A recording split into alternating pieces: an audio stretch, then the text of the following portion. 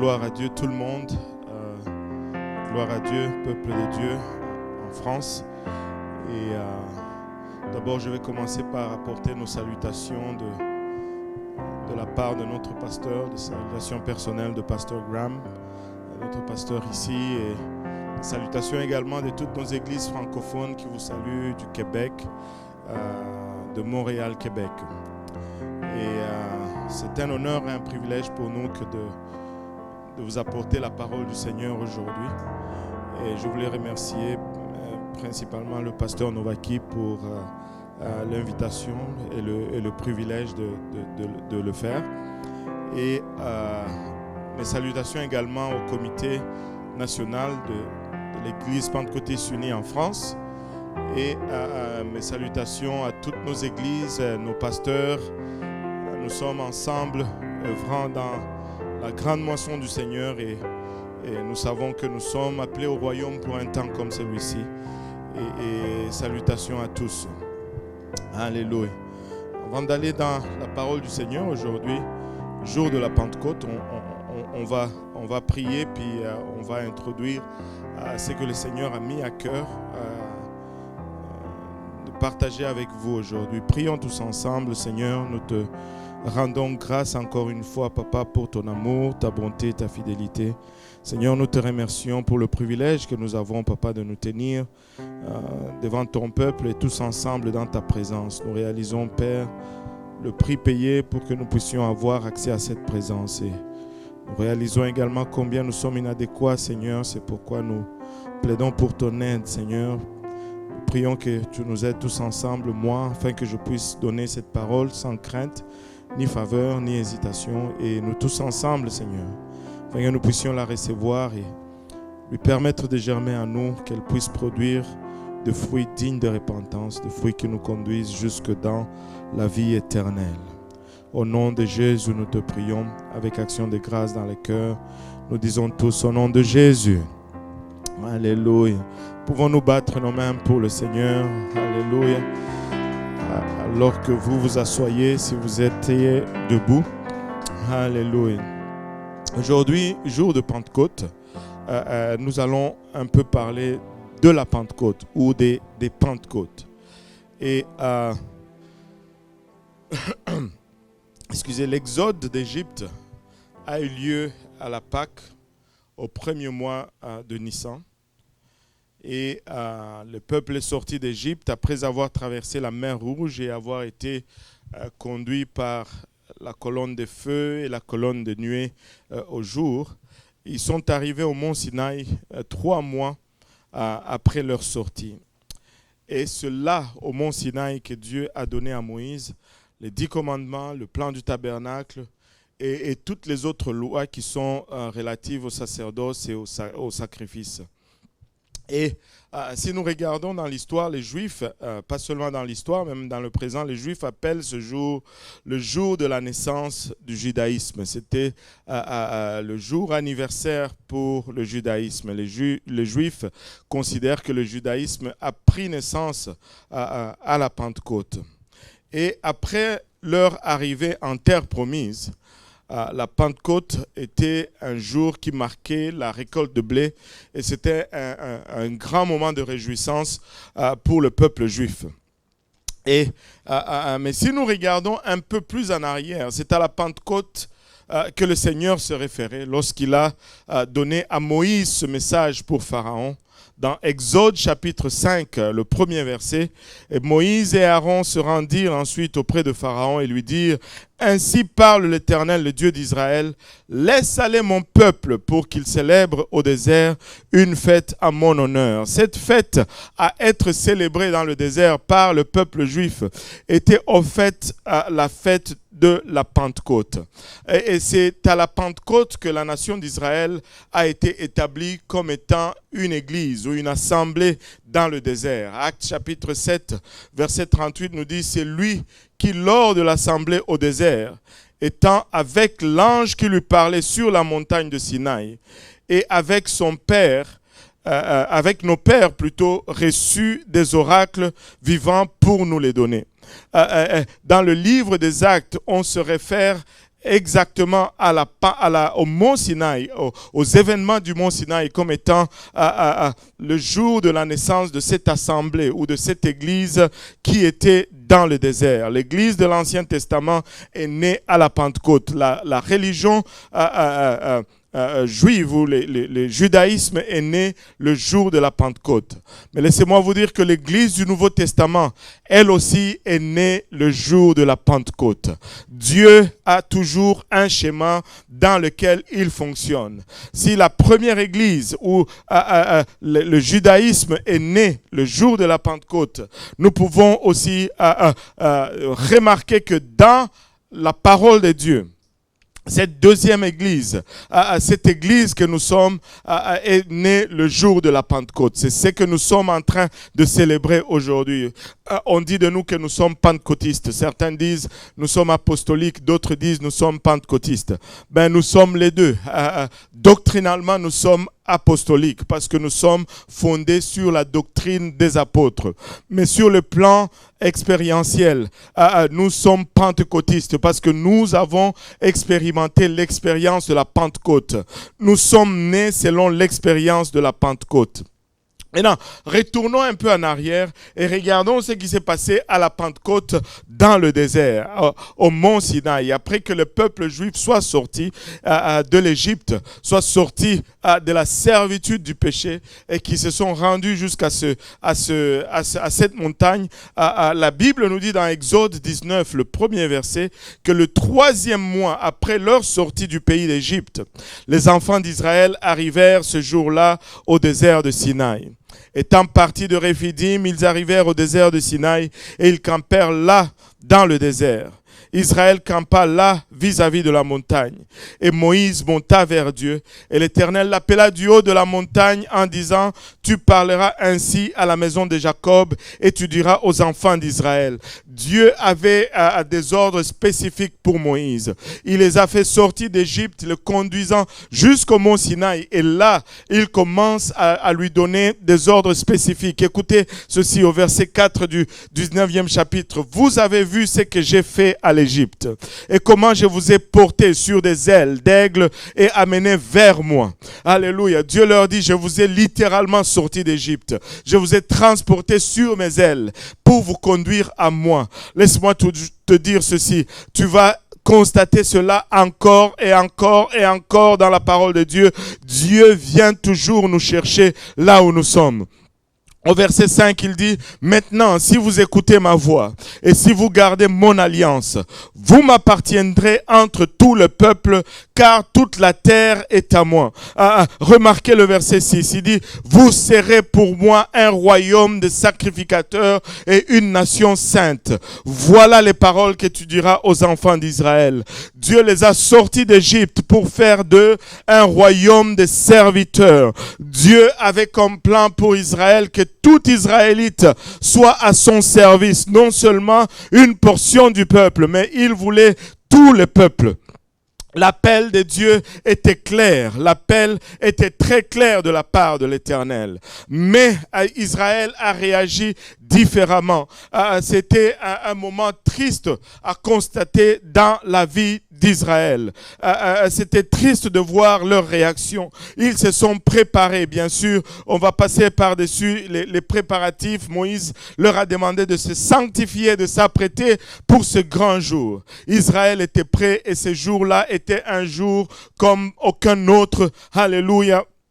Dans l'histoire de ce peuple, ils étaient vis-à-vis de leur Dieu et Dieu allait commencer à leur parler, alléluia, directement. Regardez-moi ceci, Exode 20, à partir du verset 18. Tout le peuple entendait les tonnerres et les sons de la trompette. Ils voyaient les flammes de la montagne fumante. À ce spectacle, le peuple tremblait et se tenait dans l'éloignement. La présence de Dieu était manifeste ce jour-là. La présence de Dieu est littéralement descendue sur cette montagne. Jusqu'à aujourd'hui, les sommets de cette montagne gardent encore les marques de cette présence. Il y avait des éclairs, des tonnerres, il y avait, alléluia, des nuages et des ténèbres. Et la voix voix de Dieu retentissait et cela a effrayé le peuple. Le verset 19 nous dit qu'ils dirent à Moïse, parle-nous toi-même et nous écouterons, mais que Dieu ne nous parle point de peur que nous ne mourions. Dieu voulait parler directement à son peuple, mais le peuple était tellement effrayé qu'ils ont dit à Moïse, non, nous allons choisir de t'avoir comme intermédiaire. Nous voulons choisir, alléluia, d'avoir un intermédiaire entre nous et Dieu, que Dieu ne nous parle pas directement. Mais Moïse était attristé à cette idée. Et Moïse leur répondit au verset 20, ne vous effrayez pas, car c'est pour vous mettre à l'épreuve que Dieu est venu et c'est pour que vous ayez sa crainte. Laissez-moi vous dire ceci, frères et sœurs. Dieu va toujours désirer nous amener dans cette relation personnelle avec lui, parce que c'est là où sa crainte se forge en nous. Moïse dit au peuple, c'est pour que vous ayez sa crainte devant vos yeux, afin que vous ne péchiez point. Mais le peuple restait dans l'éloignement. Mais Moïse s'approcha de la nuée où était Dieu. Et tu pouvais voir et tu peux constater par la suite qu'il y avait une différence dans la marche de deux. Une différence dans la marche de Moïse et une différence dans la marche du peuple. C'est Moïse qui, lorsque Dieu l'avait appelé, était en train d'argumenter, de discuter avec Dieu. Mais à partir de ce jour-là, il marchait droit devant Dieu sans jamais remettre en question la parole de Dieu. Mais ce peuple qui est resté dans l'éloignement, alléluia, était continuellement en train de remettre en question l'appel de Dieu, était constamment en train de douter de ce que Dieu, alléluia, voulait faire avec eux. Nous devons arriver à cette place où nous rentrons personnellement dans la présence de Dieu. Mais regardons quelques milliers d'années plus tard, à la Pentecôte à Jérusalem. Celle-ci que nous venons de voir était la Pentecôte au Sinaï, au mont Sinaï, là où le judaïsme est né. Mais Dieu avait une autre Pentecôte en préparation. Et celle-là est arrivée quelques milliers d'années plus tôt. Et nous lisons à ce sujet dans le livre des Actes, chapitre 2, le premier verset nous dit ceci, le jour de la Pentecôte, ils étaient tous ensemble dans le même lieu. Tout à coup, il vint du ciel un bruit comme celui d'un vent impétueux. Il remplit toute la maison où ils étaient assis. Des langues semblables à des langues de feu leur apparurent, séparées les unes des autres, et se posèrent sur chacun d'eux. Et ils furent tous remplis du Saint-Esprit, et se mirent à parler en d'autres langues, selon que l'Esprit leur donnait de s'exprimer. C'était la deuxième Pentecôte. Et à cette Pentecôte que nous sommes en train de célébrer aujourd'hui est née l'Église. Et toutes les dénominations, tout mouvement chrétien est au moins d'accord sur ce point. Que l'Église est née le jour de la Pentecôte. C'était, alléluia, le jour où l'Église est née. Et l'écrivain de l'Épître aux Hébreux nous confirme la comparaison que nous sommes en train de faire ici. Il nous parle et il nous dit ceci au sujet de la Pentecôte. Hébreux 12, verset 18, nous dit, vous ne vous êtes pas approchés d'une montagne qu'on pouvait toucher et qui était embrasée par les feux, ni de la nuée, ni des ténèbres, ni de la tempête. En d'autres termes, il est en train de dire, alléluia, que dans le désert, il s'approchait d'une montagne visible, d'une montagne matérielle, d'une montagne qu'on pouvait toucher, d'une montagne dont l'embrasement était visible. Alléluia. Nous nous sommes approchés d'une montagne le jour de la Pentecôte.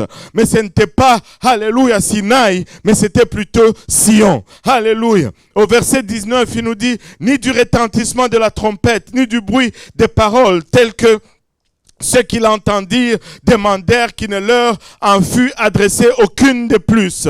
Ceux qui se sont approchés du mont Sinaï, lorsque Dieu a parlé, ils ont crié, non, non, non, nous ne voulons pas entendre davantage.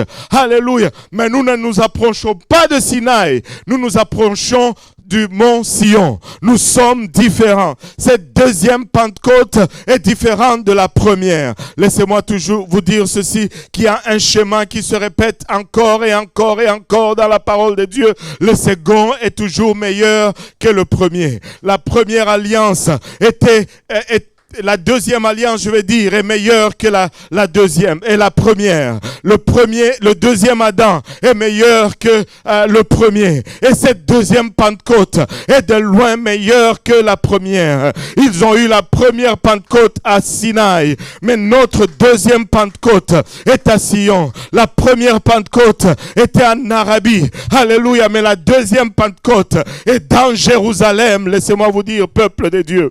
Alléluia. Et il continue à dire, car il ne supportait pas cette déclaration. Si même une bête touche la montagne, elle sera lapidée. La première Pentecôte annonçait, alléluia, la loi. Mais cette deuxième Pentecôte fait entrer la grâce. La première Pentecôte annonçait la mort. Mais avec la deuxième est annoncée la vie. Et non seulement la vie, mais la vie éternelle. Oh Ramayaïta. Il dit, et ce spectacle était si terrible que Moïse dit, je suis épouvanté, tout tremblant. Verset 22, mais vous êtes approchés de la montagne de Sion, de la cité du Dieu vivant, la Jérusalem céleste, des myriades qui forment le cœur des anges. Laissez-nous vous dire ceci, alléluia, nous sommes le produit de la Pentecôte. Nous sommes le produit de la deuxième Pentecôte.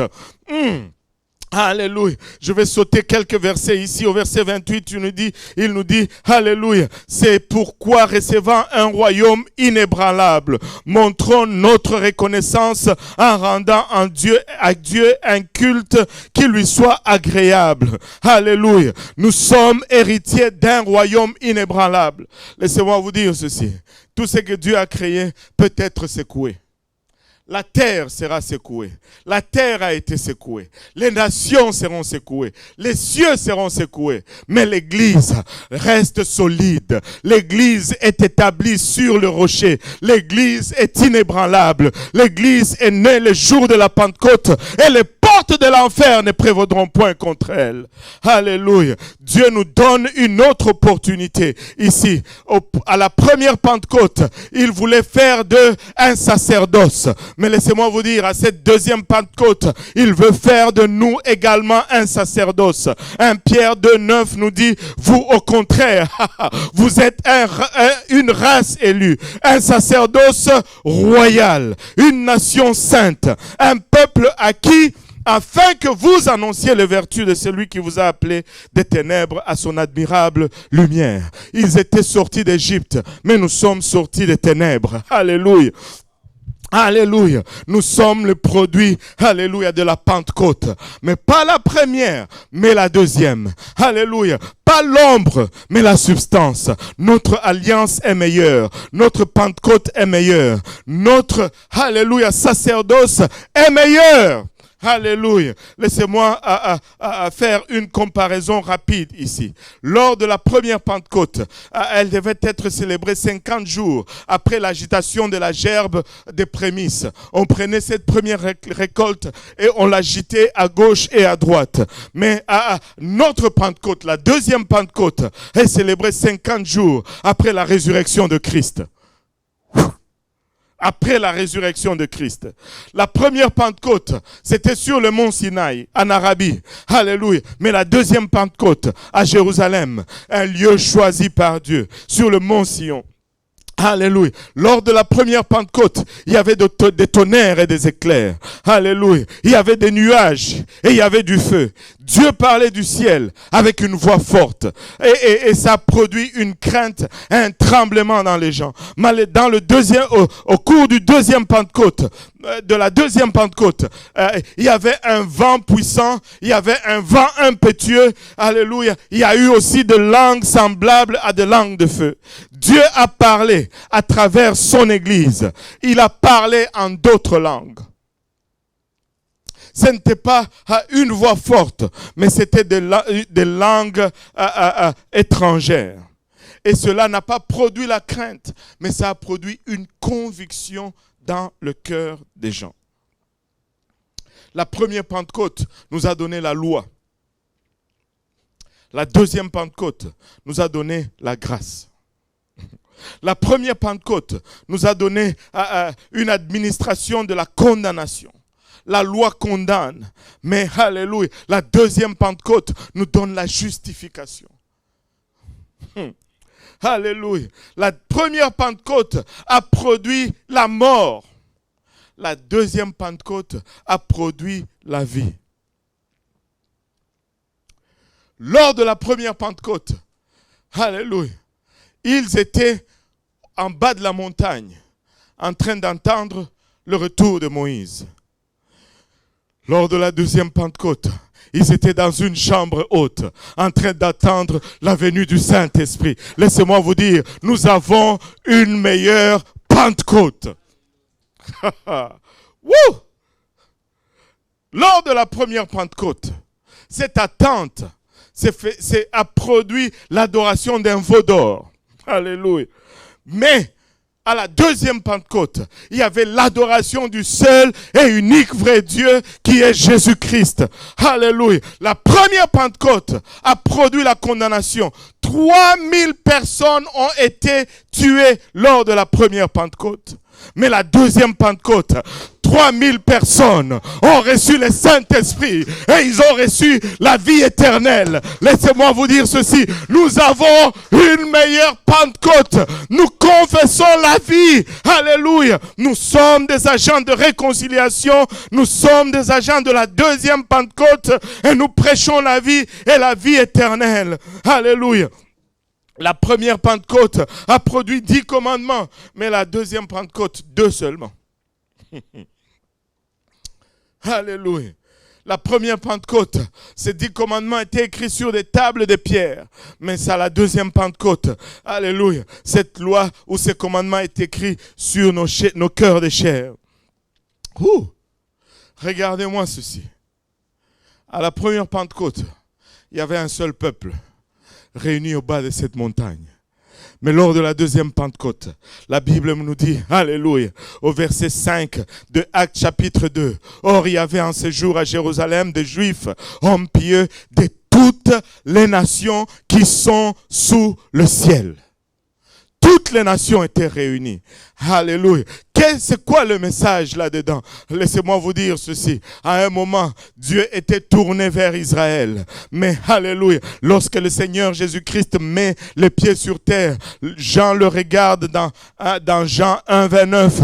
Voici l'agneau de Dieu qui ôte le péché du monde. Alléluia, il n'est plus question d'Israël. À la deuxième Pentecôte, Dieu est en train d'atteindre tout le monde. Peu importe d'où tu viens, que tu viennes du Congo ou que tu viennes d'Afghanistan, que tu viennes, alléluia, d'Abidjan ou que tu viennes de Djibouti, alléluia, peu importe d'où tu viens, peu importe ta culture, peu importe ta race, il y a une place pour toi au pied de cette montagne de Sion, il y a une place pour toi, alléluia, sous cette deuxième Pentecôte, alléluia, homme pieux de toutes les nations.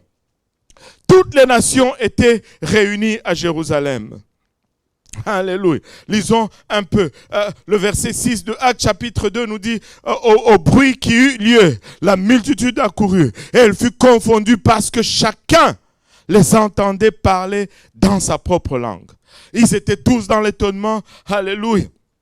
Et la surprise. Et ils se disaient les uns aux autres, voici ces gens qui parlent. Ne sont-ils pas tous galiléens? Et comment les entendons-nous dans notre propre langue, à chacun dans notre langue maternelle? Alléluia. Et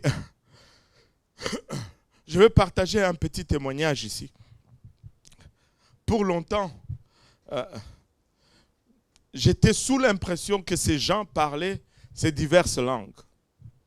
Mais la Bible ne nous dit pas qu'ils parlaient ces diverses langues. La Bible nous dit qu'ils parlaient selon que l'Esprit leur donnait de s'exprimer. Mais ces gens qui étaient là tous, malgré leur diversité, entendaient chacun dans sa langue. En 2014, j'ai eu l'opportunité d'aller en Louisiane, en Alexandrie, pour Because of the Time, BOTT, en janvier 2014. Et dans un de ces services, après un message puissant, il y a eu un appel qui a été fait. On a dit que tous les prédicateurs qui avaient 40 ans et moins pouvaient venir à l'avant et on allait prier pour eux pour un transfert de manteau. Et j'étais là dans cette réunion et je me suis rendu compte que je l'avais manqué de quelques années. Étant né en 69, vous pouvez deviner mon âge, j'en avais déjà 44 et j'allais vers mes 45 ans. Mais dans le Seigneur, j'étais quand même jeune. Et j'étais déchiré à l'idée d'aller et l'idée d'obéir à l'homme qui prêchait la parole. Et finalement, l'Esprit m'a convaincu de rester là où j'étais, malgré mon âge. Et je suis resté et je me suis mis à prier là où j'étais. Et Pasteur Novaki n'était pas loin ce jour-là. Il était là, because of the time. Et il est venu me voir. Il m'a dit, frère Dieudonné, pourquoi tu ne vas pas en avant, hein? Et là, j'ai dit, pasteur, je l'ai manqué de quelques années. Et il m'a dit, c'est pas grave, le Seigneur sait où tu es. Et il a prié pour moi. Ça m'a consolé. Amen, ça m'a consolé. Mais, et puis après qu'il ait prié, il est parti. Mais là où j'étais debout, alors qu'on priait pour ceux qui étaient en avant, j'ai entendu quelqu'un qui priait en arrière de moi. Et il priait dans un swahili excellent. Il l'a dit exactement, Usifiwe Yesu, Ubarikiwe Yesu. Ce qui signifie que tu sois béni, Jésus, que tu sois glorifié, Jésus. J'ai eu la chair de poule. Je me suis dit, il y a probablement un Africain en arrière de moi. Et j'ai continué de prier tranquillement. Je me suis retourné pour regarder en arrière et c'était tous des blancs.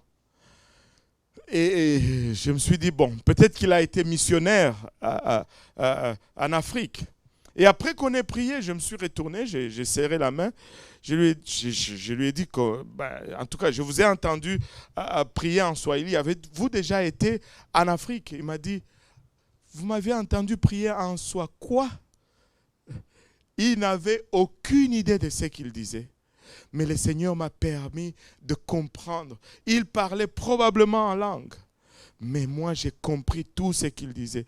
Laissez-moi vous dire ceci. La Pentecôte, la deuxième Pentecôte, elle est puissante, elle est réelle et elle est authentique. Le Seigneur a utilisé ce moment juste pour me dire, oh, ne t'inquiète pas, peu importe là où tu es, si la main de Dieu est là, ne t'inquiète pas. Ne t'inquiète pas. Je veux juste dire à quelqu'un, ce que tu as besoin dans ta vie, c'est cette expérience de la Pentecôte. Et peu importe où tu es, le Seigneur est au contrôle. Alléluia. Et ce jour de la Pentecôte, après que ces gens ont encouru, il y avait des réactions diverses. Certains ont dit, ces gens sont ivres. Mais d'autres ont dit, mais qu'est-ce que c'est ci? Et d'autres s'est moqué et rié. Mais Pierre s'est levé. Il a dit, ces gens ne sont pas ivres comme vous le pensez. Mais c'est ici, au verset 16, mais c'est ici, c'est qui a été dit par le prophète Joël. Dans le dernier jour, dit Dieu, je répandrai de mon esprit sur toute chair. Et Pierre, alléluia, a commencé à prêcher le message. C'était le tout premier message de l'église. C'était la naissance, alléluia, de l'église. C'était le tout premier message, alléluia, de cette église de la Pentecôte.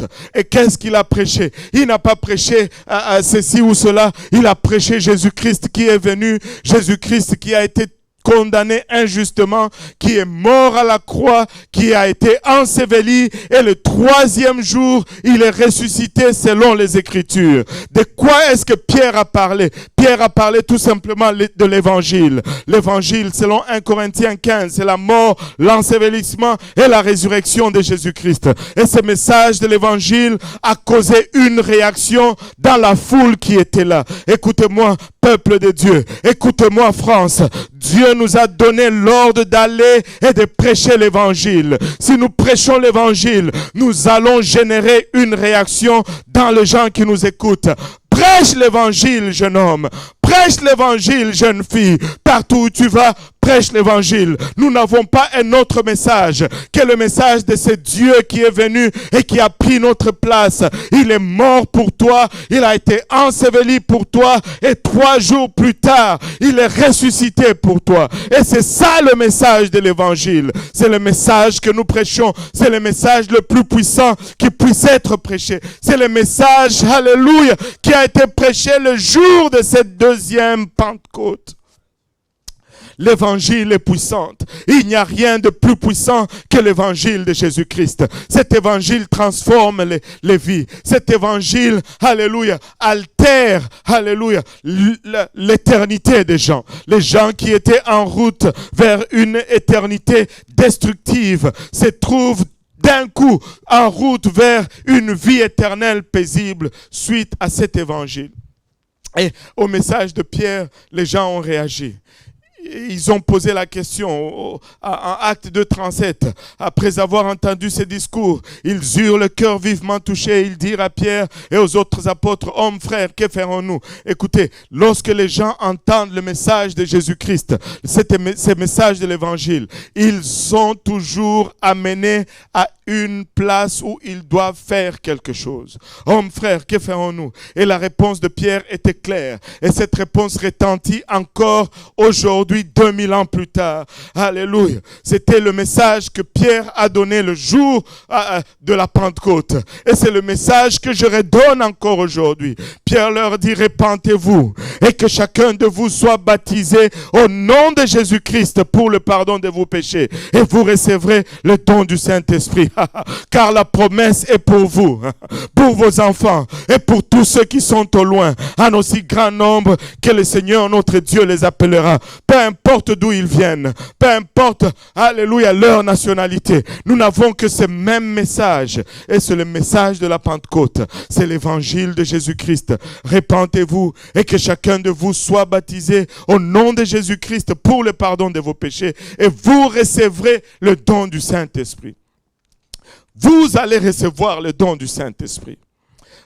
On va prier tout à l'heure et vous allez recevoir le don du Saint-Esprit. Si vous n'avez jamais reçu le Saint-Esprit, vous allez le recevoir aujourd'hui. Et lorsque vous allez le recevoir, vous allez parler en d'autres langues comme l'Esprit vous donnera de vous exprimer. Le Saint-Esprit est évidencé par le parler en langue. Je vais donner juste ce dernier témoignage. Ce témoignage m'est cher et il m'est personnel. Je suis natif du Congo, comme la plupart ou certains d'entre vous le savez. Mais j'ai émigré au Canada en 1991 et j'ai fondé ma famille ici au Canada. Et j'ai toujours eu le souci de ramener mes enfants voir mon pays. On a travaillé là-dessus en 2015. On devait y aller, mais on a été surpris par le décès de ma mère. Et finalement, on a décalé le voyage en 2016. On est allé toute la famille pour voir mes parents. Je rends grâce à Dieu en ce temps-là. Ma mère était déjà repentie, baptisée au nom de Jésus et remplie du Saint-Esprit. Mais mon père était repenti, baptisé au nom de Jésus, mais pas encore rempli du Saint-Esprit. Vous savez, des fois c'est plus difficile de faire boire à un vieux de 80 ans, surtout les Africains, c'est tout un défi. Il avait déjà 82 ans quand nous sommes allés en 2016. Et on était là, le Seigneur nous a utilisé à gauche, à droite. On faisait des études bibliques dans des maisons. On rassemblait nos cousins, nos neveux et on faisait des études bibliques. C'était une maison après l'autre. Les gens venaient et Dieu remplissait les gens du Saint-Esprit. Jusqu'à ce que vers la fin du voyage, c'était environ vers le mois de juillet, la fin du voyage, il nous restait une semaine. C'était un jeudi. On avait études bibliques chez mon petit frère. Et là, mon père était là. On a parlé de la Pentecôte encore une fois. Et la puissance de Dieu est tombée dans la maison. Et les gens commençaient à recevoir le Saint-Esprit, les gens tombaient et c'était tout simplement extraordinaire. Mais mon père était assis sur un sofa et tu pouvais voir qu'il priait, qu'il cherchait vraiment la face de Dieu et que Dieu bougeait sur lui. Je suis allé vers lui, j'ai prié pour lui un peu, j'ai mis ma main sur son épaule, j'ai prié, mais vous savez, étant élevé comme africain, je n'ai jamais mis ma main sur la tête de mon père. Et je dois avouer que j'étais un peu intimidé. L'Africain, moi, a pris le dessus. Et j'ai prié un peu pour lui, en ayant ma main sur son épaule. Et puis, mais il n'a pas reçu. J'ai bougé, mais j'étais pas tranquille. Tu pouvais sentir que la présence de Dieu était là, mais il fallait juste pousser. Et soudainement, j'ai eu un déclic. J'ai regardé mes 3 garçons. Eux, ils n'ont pas été élevés comme des Africains. Je leur ai fait signe juste de la tête. Hey, les gars, grand-papa. Ils sont allés, les 3, sur leur grand-père. Un sur la tête, un sur l'épaule. Et ils n'ont pas eu peur, eux, de toucher, alléluia, la tête de leur grand-papa.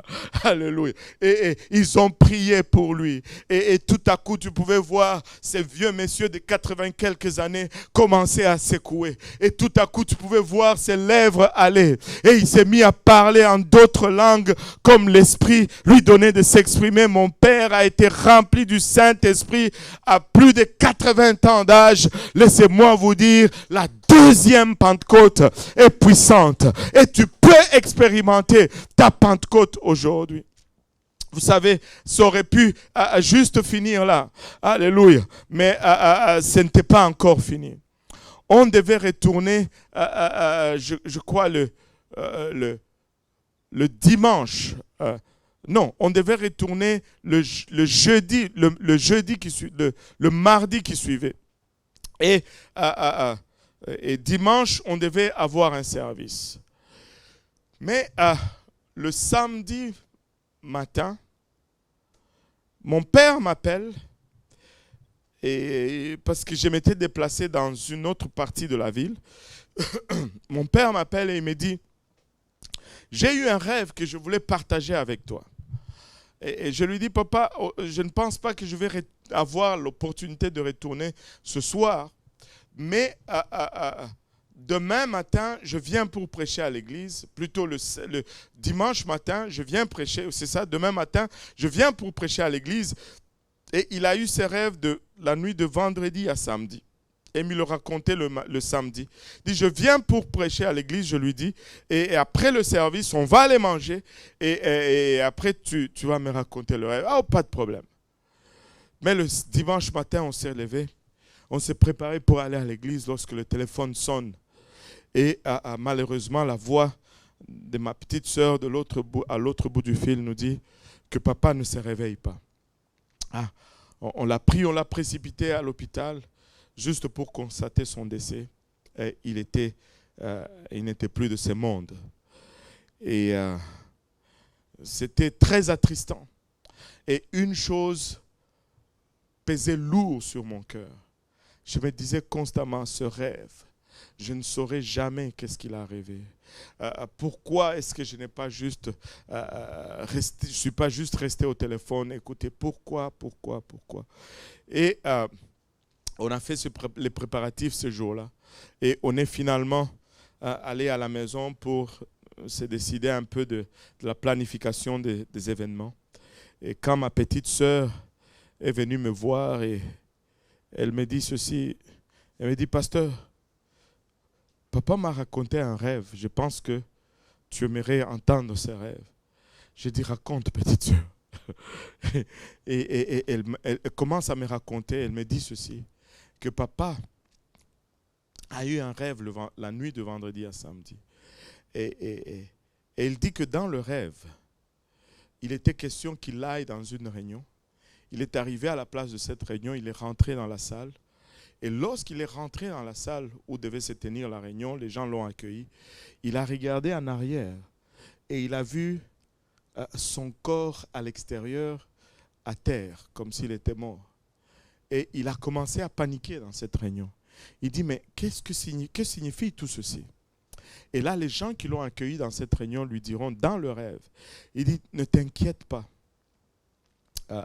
Ne t'inquiète pas, qu'on lui dit dans le rêve. Viens avec nous. Cela était juste un corps matériel. Ce que tu as reçu, c'est la vraie vie. Et là où on va, on te donnera un autre corps qui sera meilleur que celui-là. Et quand on lui dit cela, il se réveille au milieu de la nuit. Et il s'assoit, il commence à dire, mais qu'est-ce que j'ai reçu? Il dit, c'est comme si c'était une voix audible qui lui dit, tu as reçu le Saint-Esprit. Laisse-moi dire à quelqu'un aujourd'hui, le Saint-Esprit, c'est la puissance de la résurrection. Le Saint-Esprit, c'est la vie éternelle. Le Saint-Esprit, c'est la vie au-delà de la vie. Alléluia. Et cela a été rendu possible le jour de la Pentecôte. Tu peux expérimenter ta Pentecôte aujourd'hui. Tu peux, alléluia, recevoir le don de Dieu aujourd'hui qui est la vie éternelle. Laissez-moi vous dire ceci. Nous avons le meilleur. Cette deuxième Pentecôte produit la vie éternelle. 3000 personnes ont reçu la vie éternelle le jour de la Pentecôte, alors que 3000 personnes sont mortes à Sinaï. C'est la Pentecôte. Et ça peut être ta Pentecôte aujourd'hui. Prions tous ensemble.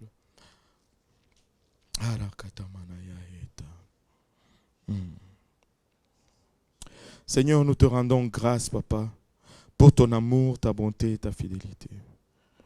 Nous te remercions, Père, pour le privilège que nous avons, Papa, d'avoir accès à tout ceci. Mais nous reconnaissons, Père, Ilabashata, combien nous sommes faillibles. Papa, nous ne sommes pas dignes de tout ceci. Nous venons humblement devant toi, Seigneur, demander pardon. Pardonne-nous. Pardonne-moi, Seigneur, et pardonne-nous tous ensemble, Seigneur. Pardonne nos péchés, Seigneur Jésus-Christ, et déverse de ton esprit sur nous, Papa. Au nom de Jésus. Au nom de Jésus. Alléluia. Et là où tu es, si tu peux, alléluia. Si tu as demandé sincèrement pardon au Seigneur, le Seigneur est digne et il est juste et il est fidèle pour te le pardonner. Et si tu élèves les mains et que tu commences à l'adorer, il va te remplir de son esprit comme il le promet dans sa parole. C'est la fête de la Pentecôte aujourd'hui. C'est la naissance de l'Église. C'est la naissance d'une promesse inébranlable. Et tu peux expérimenter ta Pentecôte aujourd'hui. Tu es peut-être apostolique parce que tu es fondé sur la doctrine des apôtres. Mais tu peux être pentecôtiste aujourd'hui. Tu peux expérimenter ta Pentecôte aujourd'hui.